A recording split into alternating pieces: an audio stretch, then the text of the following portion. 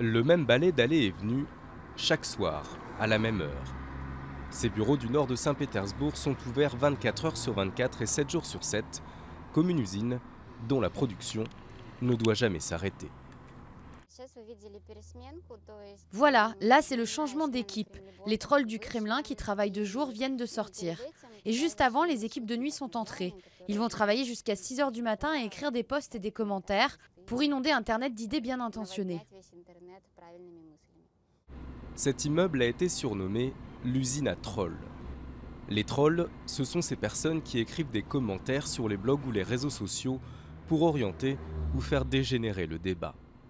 Lyudmila a travaillé dans cette structure secrète et sans existence officielle pendant 2 mois, comme des centaines d'autres personnes. Attirée par un salaire intéressant, elle a finalement démissionné, écœurée. Il fallait par exemple faire des commentaires très positifs sur le travail du gouvernement. On donne une info et on nous dit ce vers quoi il faut tendre. Par exemple, expliquer que la vie est de plus en plus belle et qu'on vit de mieux en mieux. Et s'il s'agit des États-Unis, on doit tout faire pour que celui qui lit arrive à conclure de lui-même que là-bas les gens vivent mal et que ça ne va pas aller en s'arrangeant. Plusieurs médias ont enquêté sur cette usine à trolls de Saint-Pétersbourg.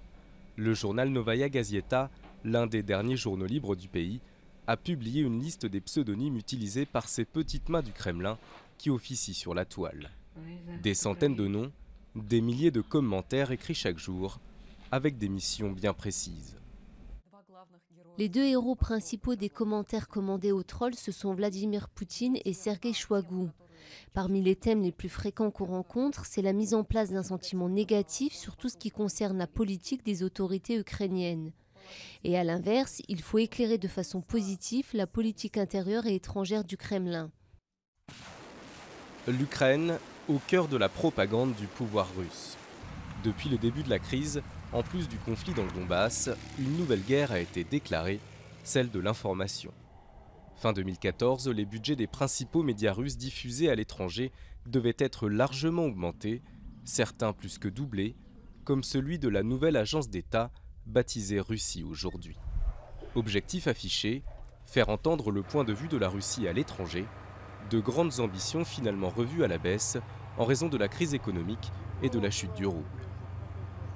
Dans les médias russes, pro-Kremlin pour la quasi-totalité, l'ambiance est pesante. Plus de place pour les voix discordantes. Nous avons rencontré un journaliste qui souhaite rester anonyme, qui a dû démissionner pour s'être opposé à la ligne éditoriale anti-Ukraine de son journal. En règle générale, peu de gens lisent les journaux ou la presse sur Internet. Les gens regardent la télé. Et tout ce qu'on montre à la télé, ce sont d'horribles nationalistes ukrainiens qui veulent tuer tous les russophones en Ukraine. Les mensonges sont produits à la chaîne. Les mensonges sont passés à un niveau de production industrielle. La presse dans le pays où je travaille se comporte comme la presse en Allemagne dans les années 1930. Si le cessez-le-feu en Ukraine semble globalement respecté, la guerre de l'information, elle, ne connaît pas de répit. De leur côté, les médias russes proches du pouvoir que nous avons contactés n'ont pas souhaité répondre à nos questions.